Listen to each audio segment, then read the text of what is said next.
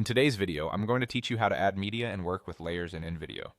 To begin, log into your InVideo account. Once you're in, head straight to the Projects section. This is where all your existing work lives, and it makes it easy to keep everything organized. Find the project you want to work on and open it so you can get to the editor. Next, add your media to the timeline. You can bring in video clips, images, or other assets from your computer or your library. When you place media on the timeline, you're telling InVideo when it should appear in your video and for how long.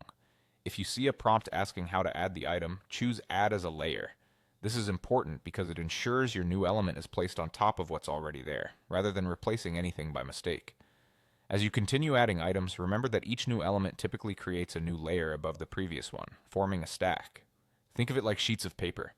The base video sits on the main track, and anything you add, like a logo, a picture-in-picture clip, or a title, sits on top in its own layer.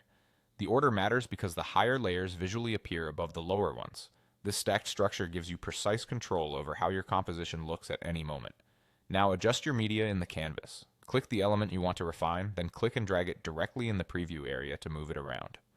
Use the corner handles to resize while maintaining proportions, and drag from the sides if you need a more specific shape. As you reposition, keep an eye on guides or safe areas, and place key visuals away from the edges so nothing critical gets cut off.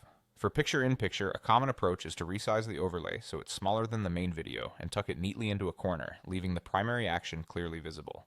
If something doesn't look right, it's often the layer order. Because elements stack automatically above previous ones, overlays can cover parts of your base video. Choose sizes and positions that complement your main track, and be consistent so your layout feels intentional and polished.